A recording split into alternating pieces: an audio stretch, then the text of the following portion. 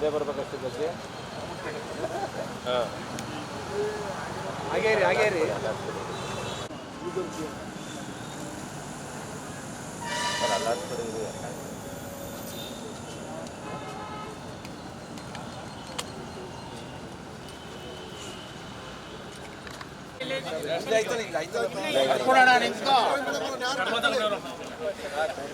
ಟೋಪಿ ಚೆನ್ನಾಗಿ ಕಾಣುತ್ತೆ.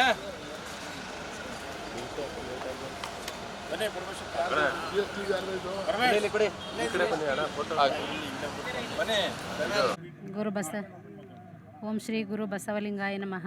ನಾನು ಆವಾಗಲೇ ಹೇಳಿದೆ, ಈ ಸಲ ಮಹಿಳಾ ಅಭ್ಯರ್ಥಿಯಾಗಿ ನಿರ್ದೇಶಕರ ಸ್ಥಾನಕ್ಕೆ ನಾನು ಕೂಡ ಕಂಟೆಸ್ಟ್ ಮಾಡ್ತಾಯಿದ್ದೀನಿ. ಪ್ರಪ್ರಥಮ ಬಾರಿಗೆ ನಾವು ಇವಾಗ ಅಧ್ಯಕ್ಷರ ಸ್ಥಾನದಲ್ಲಿದ್ದಂತಹ ಕಾನ್ಯ ಶಿವಮೂರ್ತಿ ಅಣ್ಣ ಅವ್ರೇನು ಮಾತಾಡಿದ್ದಾರೆ, ಅದೇ ತಂಡದಿಂದ ನಾನು ಕಂಟೆಸ್ಟ್ ಮಾಡ್ತಾಯಿದ್ದು.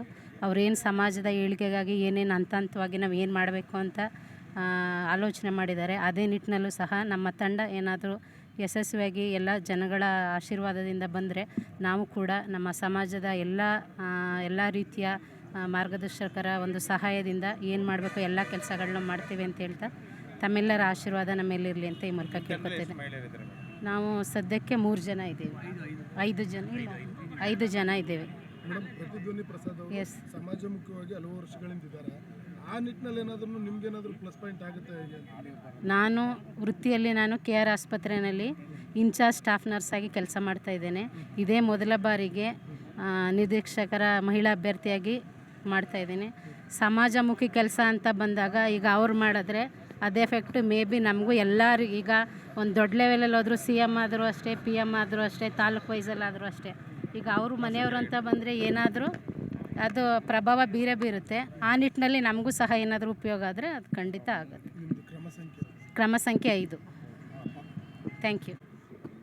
ಬಸವಾದಿ ಪ್ರಮುಖರನ್ನು ನೆನೆಯುತ್ತಾ ಅಖಿಲ ಭಾರತ ವೀರಶೈವ ಮಹಾಸಭೆ 2024ರಿಂದ 29ಕ್ಕೆ ಜಿಲ್ಲಾ ಘಟಕದ ಚುನಾವಣೆಯ ಸಂದರ್ಭದಲ್ಲಿ ಇವತ್ತು ಮೈಸೂರು ಜಿಲ್ಲೆಯ ಚುನಾವಣೆಯ ಪ್ರಚಾರಕ್ಕಾಗಿ ನಾವೆಲ್ಲರೂ ಇಲ್ಲಿ ಸೇರಿದ್ದೇವೆ.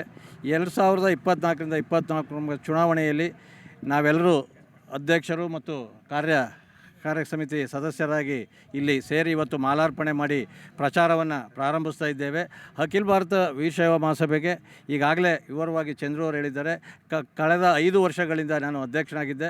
ಕಳೆದ 5 ವರ್ಷದಲ್ಲಿ ಸುಮಾರು 30 ವರ್ಷಗಳಿಂದ ಮೈಸೂರು ನಗರದಲ್ಲಿ ವೀರಶೈವ ಮಹಾಸಭೆಗೆ ನಿವೇಶನವಿರಲಿಲ್ಲ.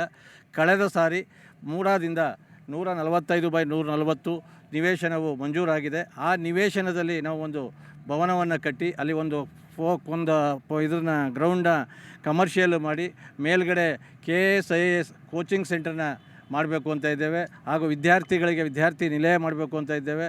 ಅಲ್ಲಿ ನಮ್ಮ ವೀರಶೈವ ಮಹಾಸಭೆ ಆಫೀಸು ಮತ್ತು ಬಡ ವಿದ್ಯಾರ್ಥಿಗಳಿಗೆ ಏನೇನು ಅನುಕೂಲ ಸರ್ಕಾರದಿಂದ ಆಗಿರ್ಬೋದು, ನಮ್ಮ ಸಮಾಜದಿಂದ ಆಗಿರ್ಬೋದು, ಅದನ್ನೆಲ್ಲ ಮಾಡಿಕೊಡ್ಬೇಕು ಅಂತೇಳಿ ನಮ್ಮ ಸಮಾಜದಿಂದ ಮಾಡಿದ್ದೇವೆ. ಆದ್ದರಿಂದ ಮೈಸೂರು ಜಿಲ್ಲೆಯಲ್ಲಿರ್ತಕ್ಕಂಥ 3735 ಮತದಾರರಲ್ಲಿ ವಿನಂತಿ ಮಾಡ್ತಾ ಇದ್ದೇನೆ, ನೀವು ನಿಮ್ಮೆಲ್ಲರ ಅತಿ ಅಮೂಲ್ಯವಾದವನ್ನು ಮತ ಕೊಟ್ಟು ಅಧ್ಯಕ್ಷರು ಮತ್ತು ಕಾರ್ಯ ಸಮಿತಿಯ ಸದಸ್ಯರುಗಳಿಗೆ ನೀಡಬೇಕು ಅಂತೇಳಿ ತಮ್ಮಲ್ಲಿ ವಿನಂತಿಸ್ಕೊಳ್ತಾ ಇದ್ದೇನೆ. ನಮ್ಮ ತಂಡದ ಎಲ್ಲ ಸದಸ್ಯರಿಗೂ ನೀಡಬೇಕು ಅಂತೇಳಿ ವಿನಂತಿಸ್ಕೊಳ್ತಾ ಇದ್ದೇನೆ. ಹೇಳಿ. ನಮ್ಮ ತಂಡದಲ್ಲಿದ್ದೀವಿ ಅಷ್ಟೂ ಜನ ಗೆಲ್ತೀವಿ ಸರ್. ನಿಮ್ಮ ಪ್ರತಿಸ್ಪರ್ಧಿ ತಂಡದವರು ಈಗ ಒಂದು ಪ್ರಣಾಳಿಕೆ ಬಿಡುಗಡೆ ಮಾಡಿದ್ದಾರೆ. ಆ ರೀತಿ ನಿಮ್ಗೇನಾದ್ರೂ ಗುರಿ ಉದ್ದೇಶ, ನಾವು ಗೆದ್ರೆ ಈ ಥರ ಮಾಡ್ತೀವಿ ಅನ್ನೋ ಉದ್ದೇಶ ಏನಾದರೂ ಇದೆಯಾ? ನಾನು ಈಗ ಬಾಯ್ಬಿಟ್ಟೆ ಹೇಳಿದ್ದೀನಿ ಸರ್ ನಿಮಗೆ ಏನು ಮಾಡಬೇಕು ಅನ್ನೋದನ್ನು. ಏನು ಹಂತವಾಗಿ ಏನು ಮಾಡೋಕ್ಕೆ ಸಾಧ್ಯ, ಸಮಾಜದಿಂದ ಏನು ಅನುಕೂಲ ಆಯ್ತಿದೆ ಅದನ್ನೆಲ್ಲ ಕಾರ್ಯಗಳನ್ನ ಸರ್ಕಾರನೂ ಉಪಯೋಗಿಸ್ಕೊಂಡು ಏನು ಮಾಡ್ಬೋದು, ನಮ್ಮ ಸಮಾಜದಲ್ಲಿರೋ ಪ್ರಮುಖರನ್ನು ಉಪಯೋಗಿಸ್ಕೊಂಡು ಏನೇನು ಮಾಡ್ಬೋದು ಅದೆಲ್ಲ ಕಾರ್ಯಗಳನ್ನ ನಾವು ಮಾಡ್ತೀವಿ ಸರ್. ಸರ್, ಇದುವರೆಗೂ ಅವಿರೋಧವಾಗಿ ಆಯ್ಕೆ ಆಗ್ತಿತ್ತು ಈ ಸಭೆಗೆ, ಯಾಕೆ ಈ ಬಾರಿ ಚುನಾವಣೆ ಅಂತ ಪ್ರಕ್ರಿಯೆ ಮಾಡೋಂಥ ಅನ್ಸಕ್ಕೆ ಯಾಕೆ ಹೋಯ್ತು? ಈ ಸತಿ ನಮ್ಮಲ್ಲಿ ಇರ್ತಕ್ಕಂಥ ಮಹಾಸಭೆಯ ಸದಸ್ಯರಲ್ಲಿ ಆಸಕ್ತಿ ಜಾಸ್ತಿ ಆಗಿದೆ. ಇವರಾಗಬೇಕು ಅಂತ ಒಮ್ಮತ ಬರೆದಿಲ್ಲ. ನಾವು ಒಂದು ಗುಂಪು ಆಯ್ತೀವಿ ಅಂತೇಳಿ ಯಾರನ್ನೂ ಬಿಡೋದು ಬೇಡ ಅಂತೇಳಿ ಎಲ್ಲರೂ ಭಾಗವಹಿಸಿದ್ದಾರೆ ಸರ್. ಅದಕ್ಕೇ ಕೇಳ್ಕೊತಾ ಇರೋದು ಇರ್ತಕ್ಕಂಥ 3735 ಸದಸ್ಯರಲ್ಲಿ ತಮ್ಮ ಅತ್ಯಮೂಲ್ಯ ಮತವನ್ನು ಯಾರಿಗೆ ಕೊಡಬೇಕು ಅನ್ನೋದು ಕೇಳ್ತಾ ಇದ್ದೀರಾ, ಅದನ್ನು ನಮ್ಮ ತಂಡಕ್ಕೆ ಕೊಡಬೇಕು ಅಂತೇಳಿ ವಿನಂತಿ ಮಾಡ್ಕೊಳ್ತಾ ಇದ್ದೀನಿ. ಮೂರು ತಂಡ ಸರ್, 3 ತಂಡ ಸರ್. Okay sir. ಬಸವಾದಿ ಪ್ರಮುಖರನ್ನು